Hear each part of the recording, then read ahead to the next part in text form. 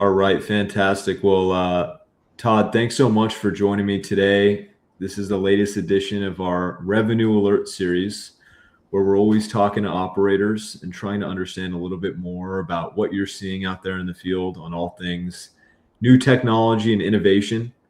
And we've had the chance to get to know each other for what seems like now, I guess, the last 3 seasons. Yep. So I really appreciate you joining on. And maybe just to tee it up, give us a little bit of background on yourself and your role and tell us about Pacific Springs.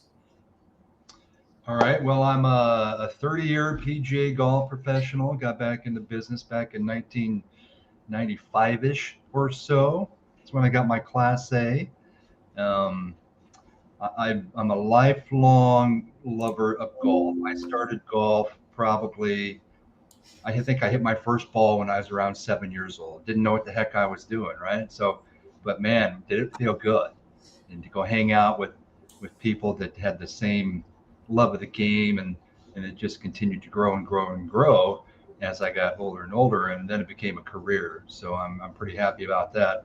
And about 6 years ago or so, I had the opportunity to apply for a general manager job at Pacific Springs Golf Course. Went through, 2 or 3 different interviews and was all nervous and everything, how things like that go. And lo and behold, I got the job. So ever since then, it's just been, you know, pedal to the metal. Let's go.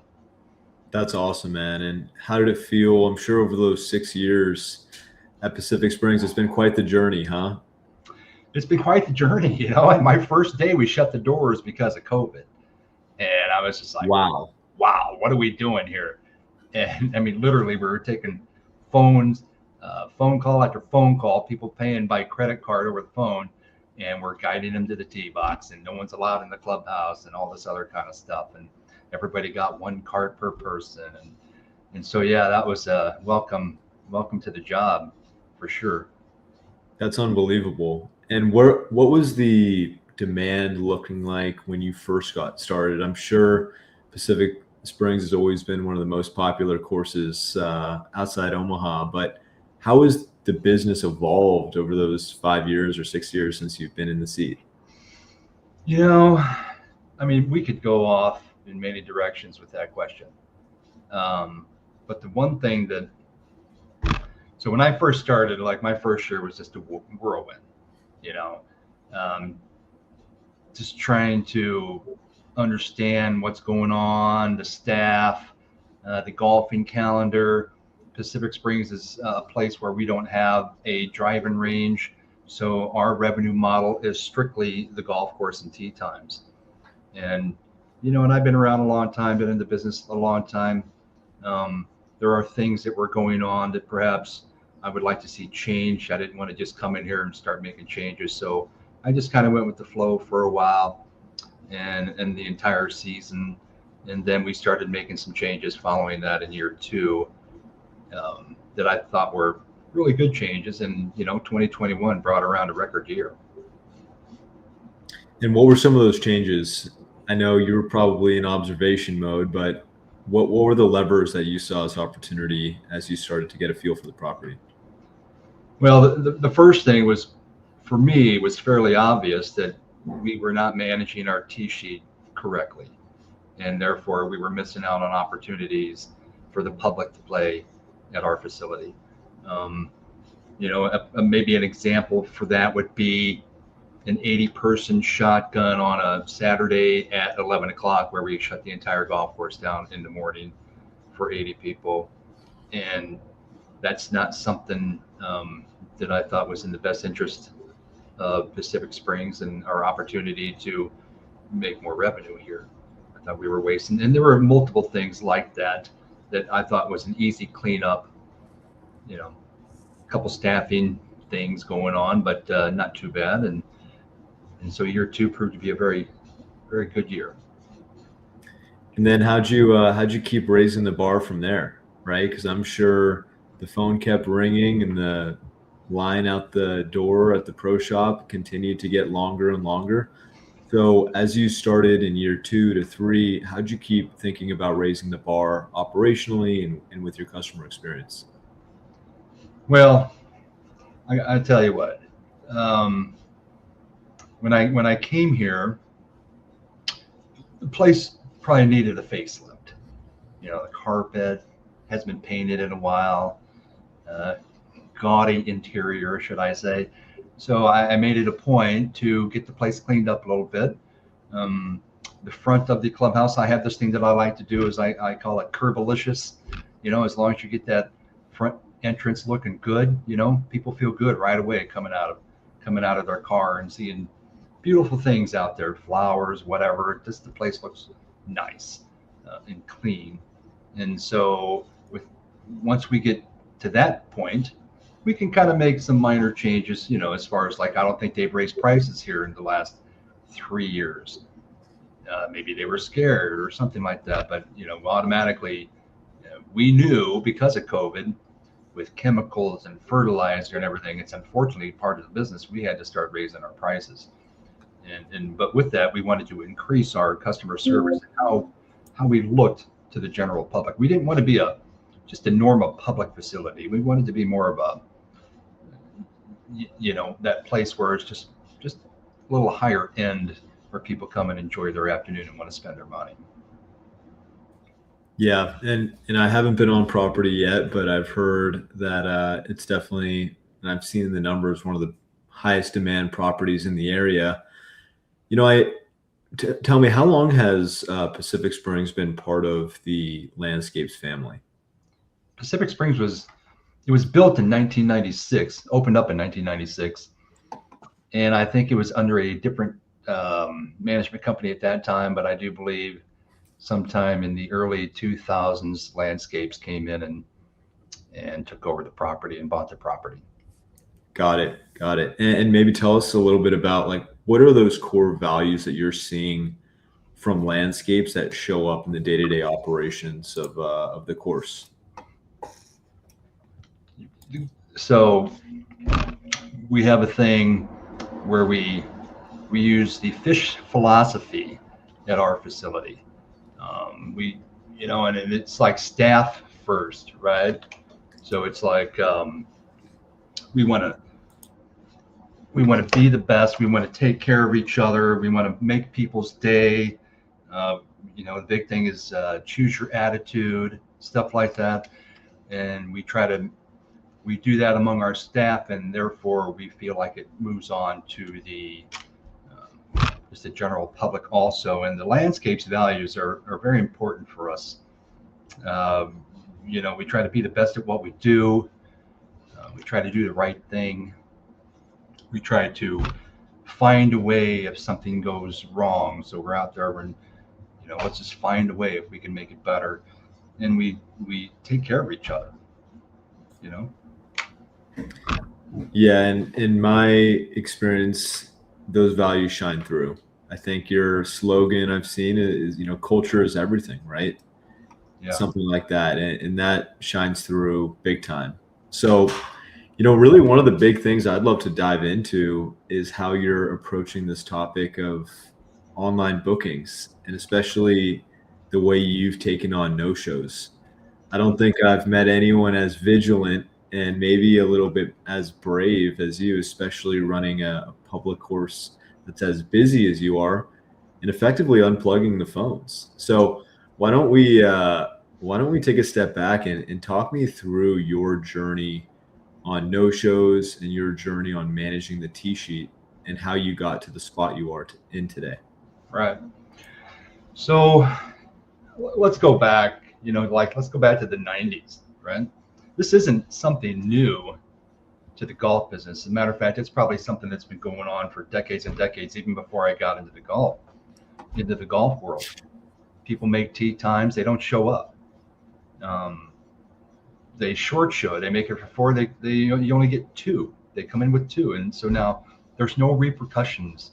And I'm not sure there's any other type of business that is just so lenient to just golfers in general, because they're affecting the bottom line. Let's be honest. You just can't have that. The golfer needs to take responsibility.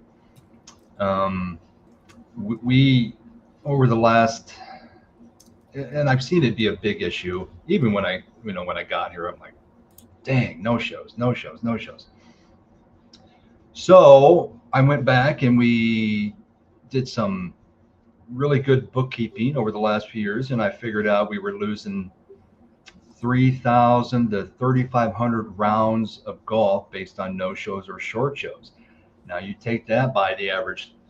I mean, what's the average ticket sale of a golf course? Somewhere in the 50s, you know, and it depends on what your green fee is, obviously, but that's a big number that we're losing out on and that we need, because we're, like I said, we're just an 18-hole facility, and that tee sheet is everything to us.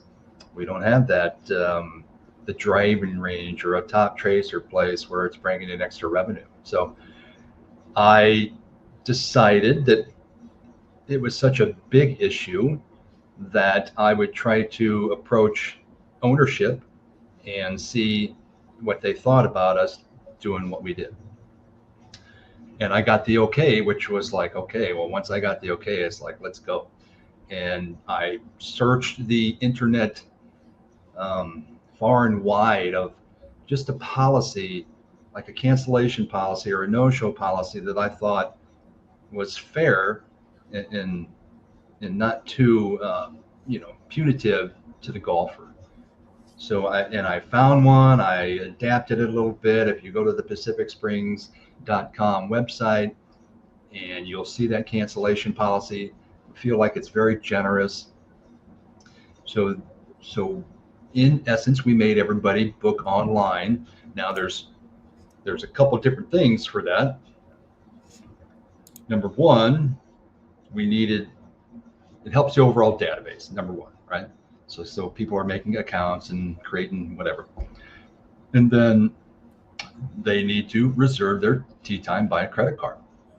And the cancellation policy clearly states if you don't show up, if you short show, you're going to get dinged full green fee. And then in turn, here's the fair part on our part, I believe. We're going to turn around and give you a rain check to use for 1 year at our property if you short show us or no show us. So here's some data points on that. So over the last 3 years, I think we've averaged about 350 rain checks, just general rain checks. And those aren't all because of weather either. I think it's the whole concept of rain checks has gotten a little loose in our business, but we've been averaging handing out about 350 rain checks a year. This year, we handed out 800. So like about 850. So now that's a 500, rain check increase. Okay, so here's the way I look at it. Out of those 3,500 no-shows, 3,000 no-shows took the opportunity to either cancel their tee time or tell us they only had 2 out of 4, and 500 didn't. Okay, our goal, obviously, as a business is to never have to give out a rain check at all. So I thought those numbers were fantastic. And along with that, going strictly online, we actually did more rounds than we did the year before. So I don't think it's a big issue. We do many things online. Just as a general public, we don't have, I would imagine everybody out there, 100% of the people book hotels online. It's the same concept. We buy stuff from Amazon online. It's the same concept. We put our credit card in for Amazon. So we're just making purchases, right? So we're just putting our credit card in for the golf course when you make a tee time. And each tee time that's based on your property, anywhere from $200 to $400 a tee time. And so people I think they're used to the fact of giving away their credit card to reserve things. And did we get a little pushback? We had 3 big pushbacks. But other than that, people didn't blink an eye. People didn't blink an eye. They didn't blink an eye. I listened out there, and my office is pretty close to the front desk, and my ears perk up when I hear you only showed up with 3, and then we go into our spiel, and you know what? Noteefy helps because we use the Noteefy text message confirmation system. So when the tee time shows a text message and a note down there that says, yeah, we confirmed for 4, that just gives us the ammo that we need to let these people know that this is what we're doing. And they're like, yeah, I get it. No big deal. Hand them the rain check and off they go. And now, what would your advice be to other operators who are thinking about going online only? Because I know you've taken a strong stance on the phone calls as well. And I know a lot of folks have told me that there's apprehension for more, whether it's senior golfers or less tech savvy golfers who just love to use the phones. So how have you thought about this online booking only concept? And what would you tell another operator who's considering it? So here's a couple things. Number one, we're in a really good spot in Omaha, Nebraska. Okay, we're out in the West Omaha, which is a fairly affluent part of the city. Golf in Omaha is kind of crazy.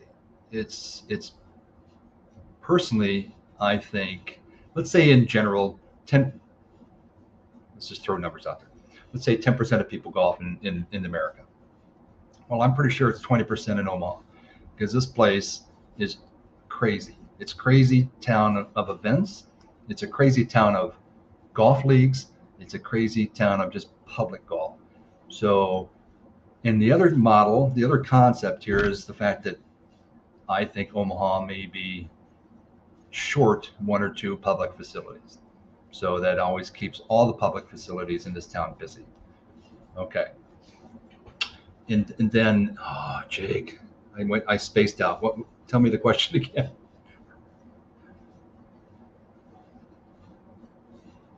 Sorry, I was on mute. When you went online booking only, Yeah. and you theoretically unplugged the phones, what happened in terms of the more senior or tech kind of adverse audience from actually booking? And did you see any pushback that would make it a bad idea to unplug the phones and go online booking only? Got it. Okay. So let's go with so 99.5% of our entire online bookings were done through the portal. Did we take phone calls? Yeah, sure. We took a couple phone calls when people were in particular situations, but that did not let them not give us their credit card. If they didn't want to give us their credit card, that was a hard stance. Okay. And the concept of the elderly and the tech savvy, I didn't see it. I didn't see any of that at all. I got 80-year-old friends that flip around on their phone like it's no big deal.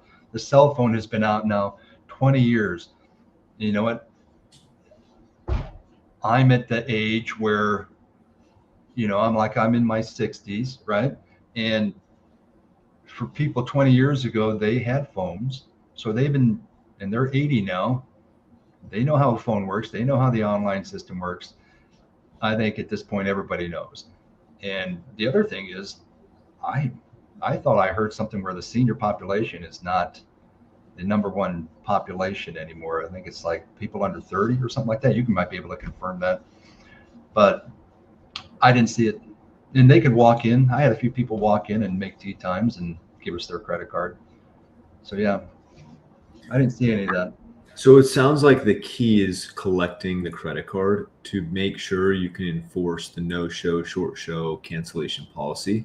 Yes. And that you do not compromise on that no matter what. Is that right? Correct.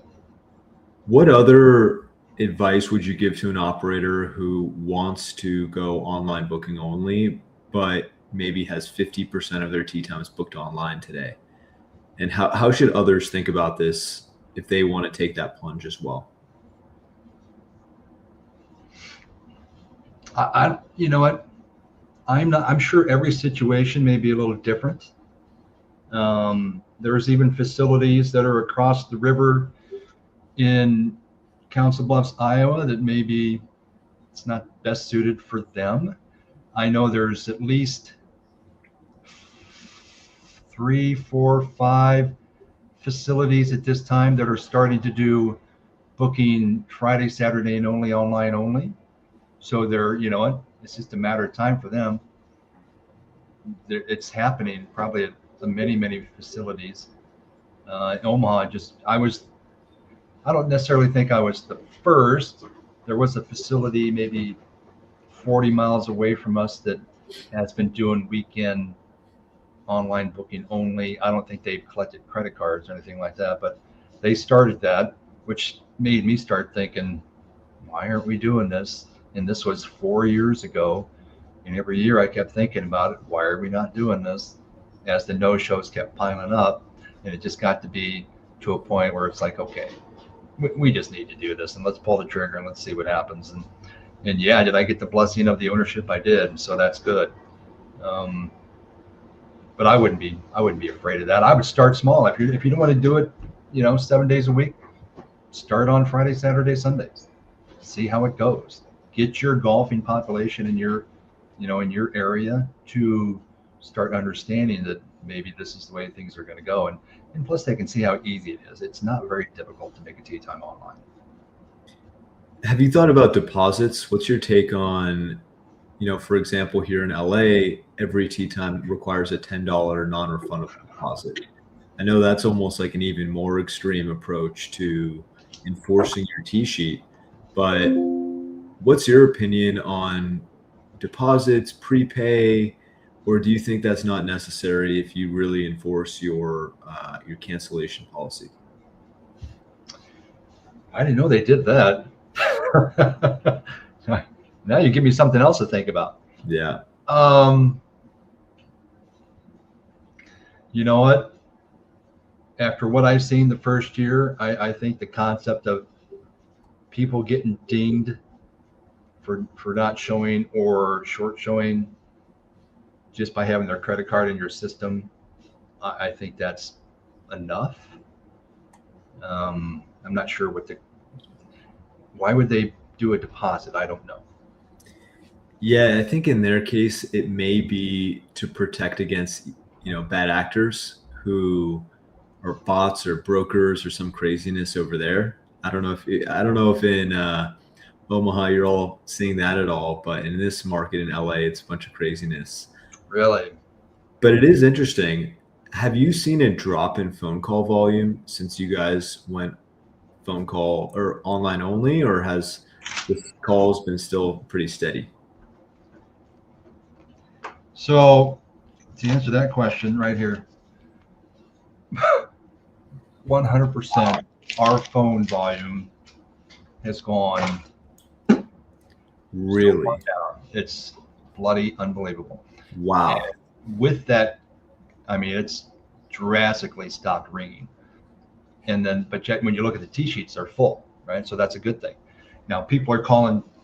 You're going to get maybe, I think we average maybe 1 or 2 calls a day where people would try to book a tee time. So they didn't really listen to the message that we have when they call us, and they just kind of pushed one and then right to the pro shop. But we explained to them the situation, so they went back online and took care of that. But most calls we get are just specific question calls about facilities, outings, whatever, stuff like that. And so when someone calls at a tee time, you just tell them, hey, it's online booking only. yes. And then they don't need a call. They pretty much don't call again after that. Maybe. I mean, that's the hope, right? What type of training did you provide when you kind of went in online booking only? Did you tell customers that, there was a grace period, or was it pretty much just, hey, we're going into the season, this is the policy? So we started that April 15th, the hard policy. And so from the beginning of last year through April, and we were golfing in February around here, we would tell everybody that called. We would advertise and throw out things on our social media. This is what we're doing. We put things on our website. This is going to be the cutoff date, and that's how we did that. And we made sure that the staff knew exactly how we were going to handle the situations.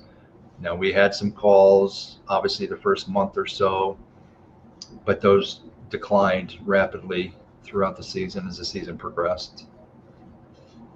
That's really interesting. And how did the confirm feature coupled with this new policy make things easier or make them more challenging, or how did that lever go into your plan here? Well, I think I mean, I am just so happy that you guys figured out how to send people text messages to confirm their reservations. I mean, if the doctors and dentist office do it, I think I told you that a year and a half ago. You guys, I don't know, probably it was on your radar before I even said anything, but that just gives the operator, um, you know, fuel. I don't know if that's the right word or not. It just gives us the thing like, hey, you right here, here's your note that said you confirmed your tea time, and so it just gives the general public less opportunity to say they didn't, or you know complain or anything like that. Yeah, it's been, your royalty checks in the mail, by the way, from that great idea. But no, we appreciate all your ideas and that you guys keep pushing the innovation. Anything else you want to share in terms of operators who are thinking about taking this cancellation policy seriously and this online booking only approach seriously, or any other tricks in the trade that you all have that you want to share? Well, I'm not sure there's any tricks. If you're waiting around, or if you're thinking about it, it's like I said, we jumped all in. We just jumped in feet first, and we just did it every day. That may not be for everybody, but I think more and more people you're going to see are doing it on the weekends. Weekends are big money. We all know that Friday, Saturday, Sunday now you get premium dollar instead of Monday through Thursday. So get out there, try it just during that time. It's honestly, I don't think it's that big a deal. I think I sweated it too much. I should have done it a couple of years ago. Well, that's awesome, Todd. Can't tell you enough how much we appreciate your insights. I think a lot of folks are going to find this maybe their final hunting license to actually go make a change and make a difference. And I'm sure if folks want to chat with you about their specific operation, they know where to find you at Pacific Springs in Omaha. And hopefully you're staying warm here with that Midwest breeze coming through. Yeah, it's pretty windy and chilly today. But here's the thing, Jake. Like, how much longer are you going to put up with it? How much longer is the general public golf operator going to put up with people being unresponsive, or just not responsible for a booking they made in their name? What are you going to do? And if you're not going to do anything, then you just have to expect the fact that you're just going to continue to have no shows, and it's going to continue to cost you revenue. The technology's out there. It's, everything else in the world revolves around being online. Why can't the golf business? Love it. Well, Todd, I think you're on the leading edge, my friend, and hopefully we continue to see more courses like Pacific Springs drive new revenue that's already there with the existing demand. And can't wait to see you guys keep kicking butt here in 2026 and beyond. All right. Appreciate you. Thanks for all you do. Thanks for the time, my friend. All right. Take care.